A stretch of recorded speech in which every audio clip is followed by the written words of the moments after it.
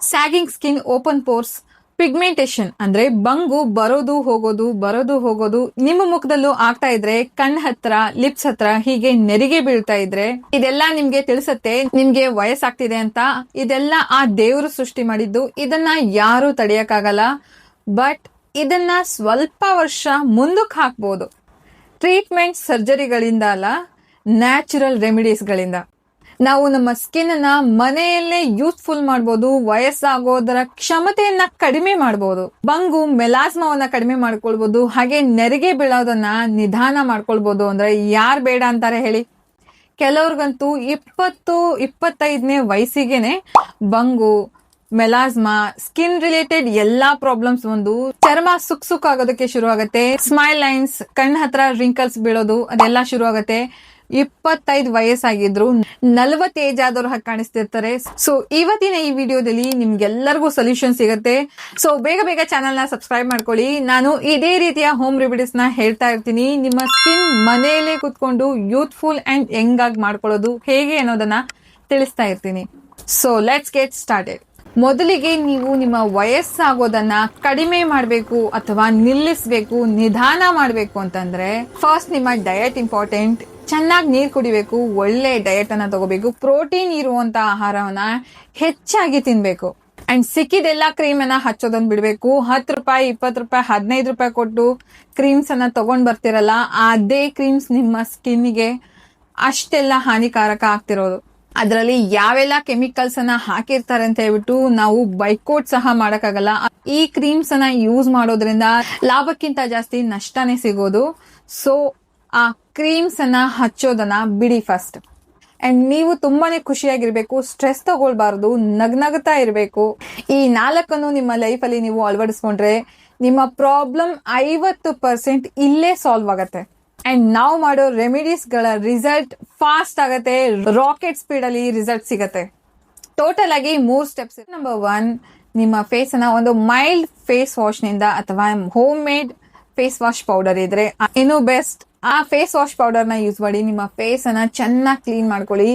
Already dirt, oil, makeup ಇರುವಂತ skin ಮೇಲೆ ನಾವೇನೇ ರೆಮಿಡೀಸ್ ನ ಮಾಡಿದ್ರು ಅದು ಸ್ಕಿನ್ ಒಳಗಡೆ ಪೆನಿಟ್ರೇಟ್ ಆಗಲ್ಲ. ಹಾಗಾಗಿ ನಮ್ಗೆ ರಿಸಲ್ಟ್ ಕಾಣ್ದೇನೂ ಇರ್ಬೋದು. ಅದಕ್ಕೆ first step must and should ನೀವು ಫೇಸ್ ವಾಶ್ ನ ಕಂಪಲ್ಸರಿ ಮಾಡಬೇಕು.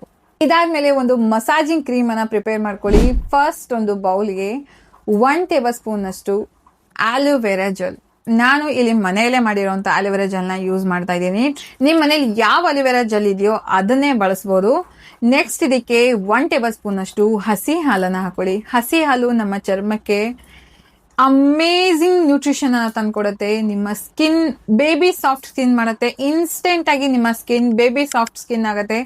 ನೆಕ್ಸ್ಟ್ ನಿಮ್ಮ ಸ್ಕಿನ್ ಮೇಲೆ ಯಾವುದೇ ರೀತಿಯಾದಂತ ಆಳಕ್ಕಿಳಿದಿರುವಂತ ಮೇಕಪ್, ಆಯಿಲ್ ಸೆಕ್ರೇಷನ್ ಎಲ್ಲವನ್ನ ತೆಗೆದು ಹಾಕೋದ್ರಲ್ಲಿ ಮೇಲ್ಗೈ ಅಂತ ಹೇಳ್ಬೋದು. ನೆಕ್ಸ್ಟ್ ಇದಕ್ಕೆ 1 ವಿಟಮಿನ್ ಇ ಕ್ಯಾಪ್ಸೂಲ್ ನ ಹಾಕಿ ಚೆನ್ನಾಗಿ ಮಿಕ್ಸ್ ಮಾಡ್ಕೊಳ್ಳಿ. ಈಗ ರೆಡಿ ಆಗಿರೋದು ಆಂಟಿ ಏಜಿಂಗ್ ಕ್ರೀಮ್ ಮಾಸ್ಕ್. ಇದನ್ನ ಸ್ವಲ್ಪ ಕ್ವಾಂಟಿಟಿಯಲ್ಲಿ ತಗೊಂಡು ನೀಟಾಗಿ ನಿಮ್ಮ ಸ್ಕಿನ್ ಮೇಲೆ ಮಸಾಜ್ ಮಾಡ್ಕೊಳ್ಳಿ. ಇದನ್ನ ಸ್ಟೋರ್ ಕೂಡ ಮಾಡಬಹುದು. 2-3 ದಿನದವರೆಗೂ ನೀವು ಫ್ರಿಜ್ ಅಲ್ಲಿ ಇದನ್ನ 8 ಕಂಟೈನರ್ ಒಳಗಡೆ ಹಾಕಿ ಸ್ಟೋರ್ ಮಾಡಬಹುದು. ಚೆನ್ನಾಗಿ ಮಸಾಜ್ ಮಾಡ್ಕೊಳ್ಳಿ. ಸರ್ಕ್ಯುಲರ್ ಮೋಷನ್ ಅಲ್ಲಿ ನೀಟಾಗಿ ನಿಮ್ಮ ಸ್ಕಿನ್ಗೆ ಆ ಒಂದೊಂದು ಸೆಲ್ಗೂ ಡೆಲಿವರ್ ಮಾಡಿ ಅದನ್ನ ಚೆನ್ನಾಗಿ ಉಣಿಸಿ. ಅದನ್ನ ನಿಮ್ಮ ಮನೆಯಲ್ಲಿ ಅಕ್ಕ, ತಂಗಿ ಅಥವಾ ಅಮ್ಮ, ಅತ್ತೆ ಬೇರೆ ಯಾರಾದ್ರೂ ಇದ್ರೆ ಅವ್ರ ಹೆಲ್ಪ್ ತಗೊಂಡು ಚೆನ್ನಾಗಿ ಮಸಾಜ್ ಮಾಡ್ಕೊಳ್ಳಿ. ಸೇಮ್ ಲೈಕ್ ಪಾರ್ಲರ್ ಅಲ್ಲಿ ಮಾಡ್ಕೊಂತಿರೋ ಅಂತ ಎಕ್ಸ್ಪೀರಿಯನ್ಸ್ ನಿಮ್ಗೆ ಸಿಗತ್ತೆ. ನಿಧಾನವಾಗಿ ಮಸಾಜ್ ಮಾಡ್ಕೊಳ್ಳಿ. ಇದರಲ್ಲಿ ನಾವು ಯೂಸ್ ಮಾಡಿರೋದು ನ್ಯಾಚುರಲ್ ಇಂಗ್ರೀಡಿಯೆಂಟ್ಸ್. ಇದನ್ನ ಎಲ್ಲಾ ಕಡೆ ಹಚ್ಬೋದು. ಕಣ್ ಹತ್ರ, ಲಿಪ್ಸ್ ಹತ್ರ, ಕಿವಿ ಹಿಂದ್ಗಡೆ ಎಲ್ಲಾ ಕಡೆನೂ ಹಚ್ಬೋದು. ಯಾವುದೇ ರೀತಿಯಾದಂತ ಸೈಡ್ ಎಫೆಕ್ಟ್ಸ್ ಆಗಲ್ಲ. ನಿಮ್ಗೆ ಎಲ್ಲೆಲ್ಲಿ ಆ ಬ್ಲಾಕ್ನಿಂಗ್, ಡಾರ್ಕ್ ಸ್ಪಾಟ್ಸ್ ನ ಪ್ರಾಬ್ಲಮ್ ಇದೆಯೋ, ಬಂಗಿನ ಪ್ರಾಬ್ಲಮ್ ಇದೆಯೋ ಅಲ್ಲಿ ಸ್ವಲ್ಪ ಜಾಸ್ತಿನೇ ಕಾನ್ಸಂಟ್ರೇಟ್ ಮಾಡಿ ಸ್ಮೂತ್ ಆಗಿ ನಿಧಾನವಾಗಿ ಮಸಾಜ್ ಮಾಡಿ. ಈ ಸ್ಟೆಪ್ ಇಂದ ನಿಮ್ಮ ಸ್ಕಿನ್ ಸಪಲ್ ಆಗತ್ತೆ, ಸಾಫ್ಟ್ ಮಾಡುತ್ತೆ, ಟೈಟ್ ಮಾಡುತ್ತೆ. ಹಸಿ ಹಾಲಲ್ಲಿ ಸ್ಕಿನ್ ಟೈಟ್ನಿಂಗ್ ಪ್ರಾಪರ್ಟೀಸ್ ಇದೆ. ಯಾವಾಗಾದ್ರೂ ಬರೀ ಹಾಲನ್ನಷ್ಟೇ ಹಚ್ಚಿ ನೋಡಿರೋರ್ಗೆ ಗೊತ್ತಿರತ್ತೆ. ಸ್ಕಿನ್ ಏಕ್ದಮ್ ಟೈಟ್ ಆಗಿ ಫೀಲ್ ಆಗೋದಕ್ಕೆ ಶುರು ಆಗತ್ತೆ. ಒಂದ್ 5-10 ನಿಮಿಷ ಚೆನ್ನಾಗಿ ಮಸಾಜ್ ಮಾಡಿದಾದ್ಮೇಲೆ ಒಂದ್ 5 ನಿಮಿಷ ಹಾಗೆ ಇರೋದಕ್ಕೆ ಬಿಡಿ. 5 ನಿಮಿಷ ಆದ್ಮೇಲೆ ಎಷ್ಟು ಕ್ರೀಮ್ ರಿಮೂವ್ ಆಗತ್ತೋ ಅಷ್ಟನ್ನ ಮಾತ್ರ ರಿಮೂವ್ ಮಾಡಿ ಒಂದು ಬಟ್ಟೆ ಒದ್ದೆ ಮಾಡ್ಕೊಂಡು ಆ ಬಟ್ಟೆಯಿಂದ ರಿಮೂವ್ ಮಾಡ್ಕೊಳ್ಳಿ. ಬಿಲೀವ್ ಮೀ, ಈ ಪ್ರಾಸೆಸ್ ಆದ್ಮೇಲೆ ನಿಮ್ಮ ಸ್ಕಿನ್ ಎಷ್ಟು ಸಾಫ್ಟ್ ಆಗಿರತ್ತೆ ಅಂದ್ರೆ ಇದು ಚಾಲೆಂಜ್. ಬರೀ ಇದೊಂದು ಸ್ಟೆಪ್ ಅಲ್ಲಿ ನಿಮ್ಗೆ ನಂಬಿಕೆ ಬರುತ್ತೆ, ಹಾ ಇದು ವರ್ಕ್ ಆಗ್ತಿದೆ.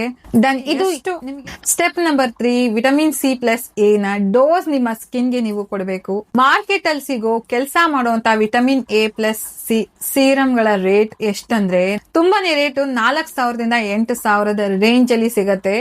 30 ml ನ ವಿಟಮಿನ್ A+C ಸೀರಮ್ಗೆ ಅಷ್ಟೊಂದು ಅಮೌಂಟ್ ಕೊಡೋದು ಸ್ವಲ್ಪ ಜಾಸ್ತಿನೇ ಅಂತ ಅನ್ಸತ್ತೆ. ಯಾಕಂದ್ರೆ ಇದೊಂದೇ ರೆಸ್ಪಾನ್ಸಿಬಲ್ ಅಲ್ಲ ಸೈನ್ಸ್ ಆಫ್ ಏಜಿಂಗ್. ನಿಮ್ಮ ಚರ್ಮ ನೆರಿಗೆ ಬೀಳೋದಕ್ಕೆ ಇದೊಂದೇ ರೆಸ್ಪಾನ್ಸಿಬಲ್ ಅಲ್ಲ. ಇದು ಸ್ವಲ್ಪ ಹೈ ಅಮೌಂಟ್ ಅನ್ಸತ್ತೆ. ಬರೀ ವಿಟಮಿನ್ C+A ಗೆ ಇಷ್ಟೊಂದು ದುಡ್ಡು ಹಾಕಿದ್ರೆ ಇನ್ನು ಬೇರೆ ಇಂಗ್ರೀಡಿಯೆಂಟ್ಸ್ ಗಳಿಗೆಲ್ಲ ಎಷ್ಟೊಂದು ದುಡ್ಡು ಹಾಕ್ಬೇಕು, ಸ್ವಲ್ಪ ಯೋಚನೆ ಮಾಡಬೇಕಾದದ್ದೇ. ನೀವೇನಾದ್ರೂ ತಗೊಳೋದಕ್ಕೆ ಇಷ್ಟಪಟ್ರೆ ತಗೊಳ್ಬಹುದು. ಇದಾದ್ಮೇಲೆ ಡೈರೆಕ್ಟ್ ಅದೇ ಸೀರಮ್ ನ ನೀವು ನಿಮ್ಮ ಸ್ಕಿನ್ ಮೇಲೆ ಅಪ್ಲೈ ಮಾಡಬಹುದು. ಬಟ್ ನಿಮ್ಗೆ ಅಷ್ಟು ಖರ್ಚಿಲ್ದಂಗೆ ನ್ಯಾಚುರಲ್ ಆಗಿ ವಿಟಮಿನ್ C+A ನ ಸೀರಮ್ ಅಥವಾ ಕ್ರೀಮ್ ಬೇಕು ಅಂತಂದ್ರೆ ಸ್ಟ್ರಾಂಗ್ ಪ್ಲಸ್ ಸೇಮ್ ರಿಸಲ್ಟ್ಸ್, ಅದು ಕೂಡ ಕಡಿಮೆ ಖರ್ಚಲ್ಲಿ. ಸ್ವಲ್ಪ ಟೈಮ್ ಇನ್ವೆಸ್ಟ್ ಆಗ್ಬೋದು. ಫಸ್ಟ್ ಒಂದು ಬೌಲ್ಗೆ 1 ಟೇಬಲ್ ಸ್ಪೂನ್ ಅಷ್ಟು ಬೀಟ್ರೂಟ್ ಪೌಡರ್ ಅನ್ನ ತಗೊಳ್ಳಿ. ಎಲ್ಲಿ ಆಂಟಿ ಏಜಿಂಗ್ ರಿಂಕಲ್ಸ್ ನ ನೆರಿಗೆ ಬೀಳೋದ್ರ ಬಗ್ಗೆ ಮಾತಾಗ್ತಾ ಇರತ್ತೋ ಅಲ್ಲಿ ಬೀಟ್ರೂಟ್ ಪೌಡರ್ ಇಲ್ಲ ಅಂದ್ರೆ ಹೇಗೆ ಹೇಳಿ? ಬೀಟ್ರೂಟ್ ಪೌಡರ್ ಇಲ್ಲ ಅಂದ್ರೆ ಏನು ತಲೆ ಕೆಡಿಸ್ಕೊಳಕ್ ಹೋಗ್ಬೇಡಿ. 3 ರಿಂದ 4 ಚಮಚೆಯಷ್ಟು ಫ್ರೆಶ್ ಬೀಟ್ರೂಟ್ ಜ್ಯೂಸ್ ಅನ್ನ ತಗೊಳ್ಳಿ. ನೆಕ್ಸ್ಟ್ ಇದಕ್ಕೆ ಅರ್ಧ ಕಪ್ ನಷ್ಟು ನೀರನ್ನು ಹಾಕೊಳ್ಳಿ, ಚೆನ್ನಾಗಿ ಕಲಿಸ್ಕೊಳ್ಳಿ. ಇನ್ನೊಂದು ಪಾತ್ರೆಗೆ ಇದನ್ನ ಟ್ರಾನ್ಸ್ಫರ್ ಮಾಡ್ಕೊಳ್ಳಿ, ಸೋಸ್ಕೊಳ್ಳಿ. ಪುರಿ ಸಿಮ್ಮಲ್ಲಿ ಇಟ್ಟು ಕುದಿಸ್ಕೊಳ್ಳಿ. ಇನ್ನೊಂದು ಬೌಲ್ಗೆ 1 ಟೇಬಲ್ ಸ್ಪೂನ್ ಅಷ್ಟು ಅಕ್ಕಿ ಹಿಟ್ಟಿನ ಸ್ಟಾರ್ಚ್ ನ ಹಾಕೊಳ್ಳಿ. ಬೇಕಾದ್ರೆ ನೀವು ಇಲ್ಲಿ ಕಾರ್ನ್ ಸ್ಟಾರ್ಚ್ ಅನ್ನ ಕೂಡ ಬಳಸಬಹುದು. ಅಕ್ಕಿ ಹಿಟ್ಟು ನಮ್ಮ ಸ್ಕಿನ್ ಅನ್ನ ಗ್ಲಾಸ್ ಸ್ಕಿನ್ ಆಗಿ ಕನ್ವರ್ಟ್ ಮಾಡುತ್ತೆ. ಇದೇ ನಿಮ್ಮ ಸ್ಕಿನ್ ಗೆ ಆ ಯೂತ್ಫುಲ್ನೆಸ್, ಆ ಫ್ರೆಶ್ನೆಸ್ ಅನ್ನ ತಂದ್ಕೊಡುತ್ತೆ, ಆ ಬ್ರೈಟ್ನೆಸ್ ಅನ್ನ ತಂದ್ಕೊಡುತ್ತೆ. ಇದಕ್ಕೆ 2 ರಿಂದ 3 ಚಮಚೆಯಷ್ಟು ಅದನ್ನ ಡಿಸಾಲ್ವ್ ಮಾಡುವಷ್ಟು ಸ್ವಲ್ಪ ನೀರ್ ಹಾಕೊಂಡು ಕಲಿಸ್ಕೊಳ್ಳಿ. ಇದನ್ನೀಗ ಆ ಬೀಟ್ರೂಟ್ ಪೌಡರ್ ನ ನೀರಿಗೆ ಹಾಕೊಂಡು ನಿಧಾನವಾಗಿ ಕಲಿಸ್ಕೊಳ್ತಾ ಬನ್ನಿ. ಹಾಗೆ ಬಿಡಬಾರ್ದು, ಗಂಟಾಗುವಂತ ಚಾನ್ಸಸ್ ಇರುತ್ತೆ. ನಿಧಾನವಾಗಿ ತಿರುಗಿಸ್ಕೊಳ್ತಾ ಇರಿ. ಉರಿ ಸಿಮ್ಮಲ್ಲಿಟ್ಟು ಒಂದು 5 ನಿಮಿಷ ನಿಧಾನವಾಗಿ ಕಲಿಸ್ಕೊಳ್ತಾ ಇರಿ. ಇದಾದ್ಮೇಲೆ ನೀವು ನೋಡಿ ಥಿಕ್ ಆಗಿರತ್ತೆ, ಕ್ರೀಮಿ ಟೆಕ್ಸ್ಚರ್ ಬಂದಿರತ್ತೆ, ಸ್ವಲ್ಪ ಥಿಕ್ ಆಗಿರತ್ತೆ. ಇದೇ ಕ್ರೀಮ್ ನಮ್ಗೆ ಬೇಕಾಗಿದ್ದು. ಇದನ್ನ ತಣ್ಣಗಾಗೋದಕ್ ಬಿಡಿ. ಇದು ತಣ್ಣಗಾದ್ಮೇಲೆ ಒಂದು ಅರ್ಧ ಚಮಚೆಯಷ್ಟು ಪ್ಯೂರ್ ಕ್ಯಾಸ್ಟರ್ ಆಯಿಲ್ ಅನ್ನ ಹಾಕೊಳ್ಳಿ. ಮತ್ತೆ 4 ರಿಂದ 5 ಹನಿಯಷ್ಟು ರೋಸ್ ಹಿಪ್ ಆಯಿಲ್ ಅನ್ನ ಹಾಕೊಳ್ಳಿ. ಚೆನ್ನಾಗಿ ಮಿಕ್ಸ್ ಮಾಡ್ಕೊಳ್ಳಿ. ಒಂದು ಗ್ಲಾಸ್ ನ ಕಂಟೈನರ್ ಒಳಗಡೆ 2 ವಾರದವರೆಗೂ ಇದನ್ನ ಸ್ಟೋರ್ ಮಾಡಿ ಇಡಬಹುದು. ಈಗ ಇದೇ ಕ್ರೀಮ್ ನ ನಿಮ್ಮ ಫೇಸ್ ನ ಆಲ್ ಓವರ್ ಹಚ್ಚಿ ನಿಧಾನವಾಗಿ ಮಸಾಜ್ ಮಾಡಿ. 2 ರಿಂದ 3 ನಿಮಿಷ ಚೆನ್ನಾಗಿ ಮಸಾಜ್ ಮಾಡಿ. ನೆಕ್ಸ್ಟ್ ಲೇಯರ್ ಅದ್ರ ಮೇಲೆನೆ ಇನ್ನೊಂದು ಲೇಯರ್ ಹಚ್ಕೊಂಡು ಒಂದು 20 ನಿಮಿಷ ಹಾಗೆ ಇರೋದಕ್ಕೆ ಬಿಡಿ. ನೀವು ಬೇಕಾದ್ರೆ ಸ್ವಲ್ಪ ಕ್ವಾಂಟಿಟಿಲಿ ಕ್ರೀಮ್ ತರಾನು ಹಚ್ಕೊಳ್ಬಹುದು. ಡೈಲಿ 2 ಹೊತ್ತು ಹಚ್ಕೊಳ್ತಾ ಬನ್ನಿ. ಯಾವುದೇ ರೀತಿಯಾದಂತ ಕಲೆಗಳಾಗಿರ್ಲಿ, ಪಿಗ್ಮೆಂಟೇಶನ್ ಆಗಿರ್ಲಿ, ಬಂಗ್ ಆಗಿರ್ಲಿ, ಇದೆಲ್ಲ ಸಬ್ಸೈಡ್ ಆಗ್ತಾ ಬರುತ್ತೆ. ಒಂದು 20 ನಿಮಿಷ ಆದ್ಮೇಲೆ ಫೇಸ್ ಅನ್ನ ಚೆನ್ನಾಗಿ ಕ್ಲೀನ್ ಮಾಡ್ಕೊಳ್ಳಿ. ನಾರ್ಮಲ್ ವಾಟರ್ ಇಂದ ವಾಶ್ ಮಾಡ್ಕೊಳ್ಳಿ. ಈಗಾಗಲೇ ನಮ್ಮ ಸ್ಕಿನ್ ಮೇಲೆ ಬಂದಿರುವಂತ ಮಾಯಿಶ್ಚರ್ ಅನ್ನ ನಾವು ಈಗ ಲಾಕ್ ಮಾಡಬೇಕು. ಚೆನ್ನಾಗಿ ಪ್ಯಾಟ್ ಡ್ರೈ ಮಾಡ್ಕೊಂಡು ರೋಸ್ ವಾಟರ್ ಇದ್ರೆ ಅದನ್ನ ಚೆನ್ನಾಗಿ ಮುಖದ ಮೇಲೆ ಸ್ಪ್ರೇ ಮಾಡ್ಕೊಳ್ಳಿ. ನೆಕ್ಸ್ಟ್ ಒಂದು ಒಳ್ಳೆ ಮಾಯಿಶ್ಚರೈಸರ್ ಅನ್ನ ತಗೊಂಡು ಮಾಯಿಶ್ಚರೈಸ್ ಮಾಡ್ಕೊಳ್ಳಿ. ನಾನಿಲ್ಲಿ ಮಮಾಅರ್ತ್ ಮಾಯಿಶ್ಚರೈಸಿಂಗ್ ಕ್ರೀಮ್ ಅನ್ನ ಯೂಸ್ ಮಾಡ್ತಾ ಇದ್ದೀನಿ. ನೀವು ಬೇಕಾದ್ರೆ ಪ್ಲೇನ್ ಆಲೋವೆರಾ ಜೆಲ್ ನ ಕೂಡ ಹಚ್ಕೊಳ್ಬಹುದು.